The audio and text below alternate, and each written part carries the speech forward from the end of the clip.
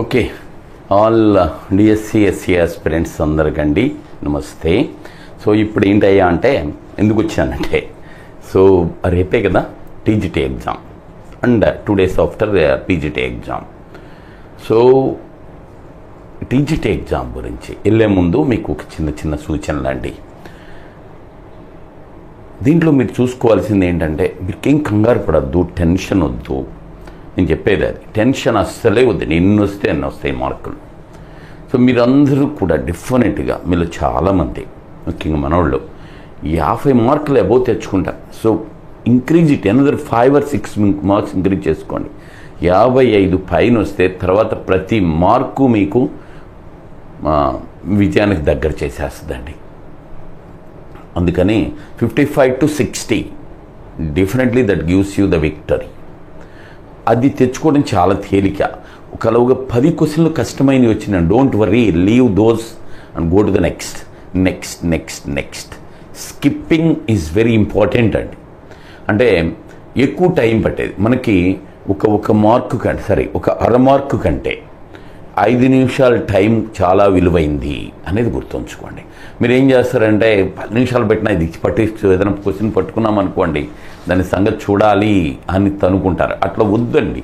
ఏదైనా it takes more time, please stop it and go to the next. So next దానికి వెళ్ళిపోండి.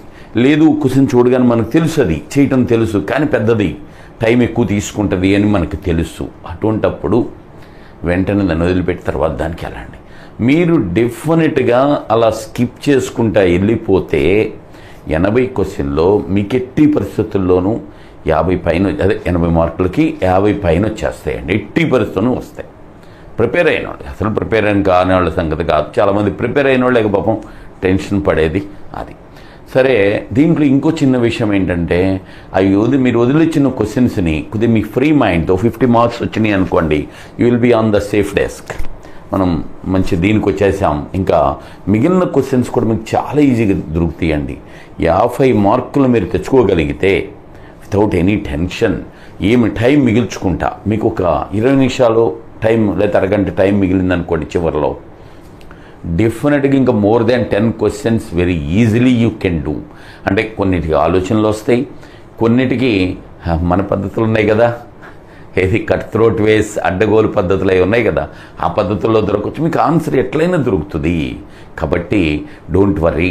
So ఎట్టి percent tension వద్దు, అసలు హ్యాపీగా వెళ్ళండి. ఈవెన్ ఎస్ఏ కంటే ఇక 4 మార్కులు తక్కువకే వస్తుంది ఉద్యోగం.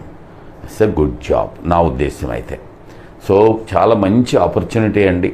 సో ఇంగ్లీష్ ప్రొఫిషియన్సీ టెస్ట్ గురించి మన ఎస్ఏ మ్యాథ్స్ అయిపోయిన తర్వాత మాట్లాడుకుందాం. అప్పుడు ఆలోచిద్దాం దాన్ని ఎట్లా ఏంటనేది. ఆ 6 days సాల్వ్ మీకు. అంటే జనరల్ గ్రామర్ మీరు బాగానే ఉంటారు కాబట్టి చూద్దాం, అది ఇప్పుడు చెప్పుకుందామండి ఎట్లా ఏంటనేది. ముందు ఇప్పుడు దాని గురించి ఇప్పుడు ఆలోచించొద్దు, ఇప్పుడు మీరు గట్టిగా చేయండి. So tension పడవద్దు. ఓకే, ఎన్ని వస్తే అన్నీ వస్తాయి, టెన్షన్ వద్దు.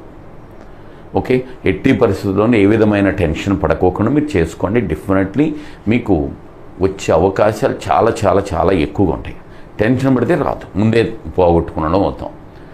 ఓకే అందరికీ. అందుకని మనం చెప్పినవి ఒకసారి చూసుకోండి. ఇప్పుడు చూసుకుంటే టైం లేదు, మీరు మన్నం చేసుకోండి, గుర్తెచ్చుకోండి.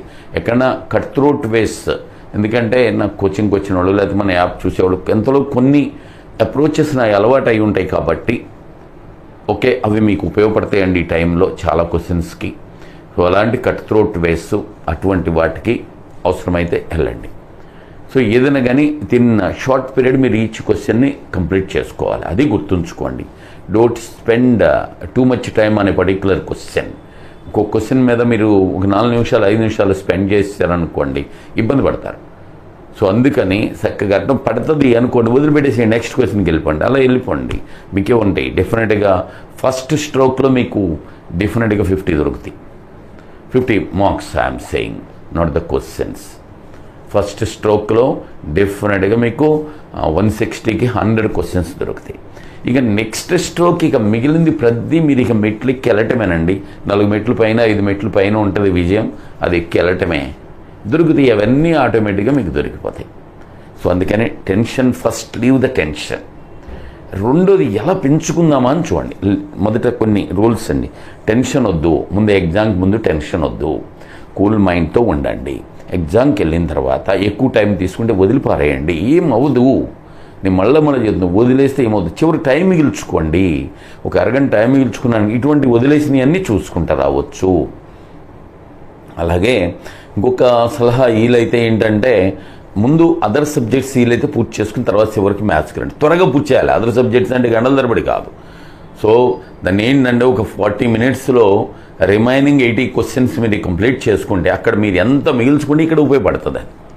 సో అందుకని త్వరగా కంప్లీట్ చేసేసి దీంట్లోకి జంప్ చేశారనుకోండి, మీరు ఇక్కడ మ్యాక్సిమైజ్ చేసుకోవచ్చు మార్క్స్ని. చాలా ఎక్కువ మార్కులు తెచ్చుకోవడానికి అవకాశం ఉంటుంది. Don't worry. సో జాగ్రత్తగా వదిలేసుకుంటా, జాగ్రత్తగా టైం ఈజ్ మోర్ వ్యాలిడ్ అలా అని చెప్పి టైం చూసి టెన్షన్ పడదు. వదిలేయండి, క్వశ్చన్ వదిలేయండి.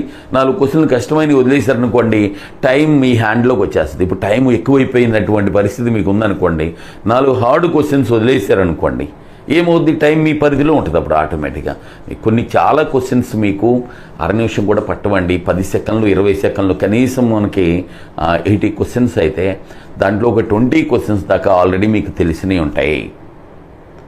5 సెకండ్లు పడుతుంది. కొద్దిగా చేస్తే వచ్చే ఒక 15 to 20 క్వశ్చన్స్ ఉంటాయి, అవి ఒక అర నిమిషం పడతాయి. ఒక నిమిషం 2 నిమిషాలు బట్టి మీకు తెలిసి ఉంటాయి, అవి కూడా ఉంటాయి ఒక 15-20 క్వశ్చన్లు.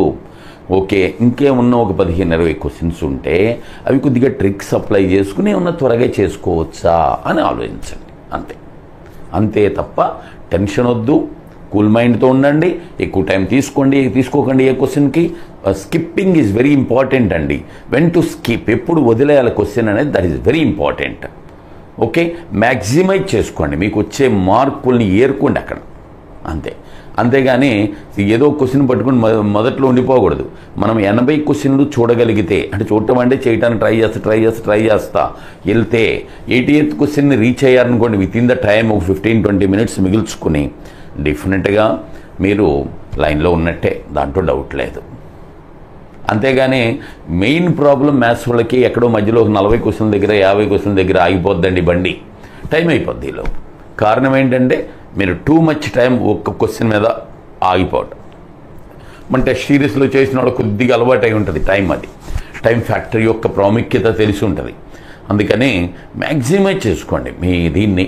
అలాగే టైం ఎక్కువ ఉంటే ఎక్కువ టైం పడుతుందంటే ఆ క్వశ్చన్ పడుతుందంటే వదిలేయండి అని అందరికీ పడుతుంది కదండి, మీకే కాదు కదా. ఎవరి దగ్గర కొన్ని క్వశ్చన్స్ ఎవరి దగ్గర ఏమి ఉండవు షార్ట్ వేస్.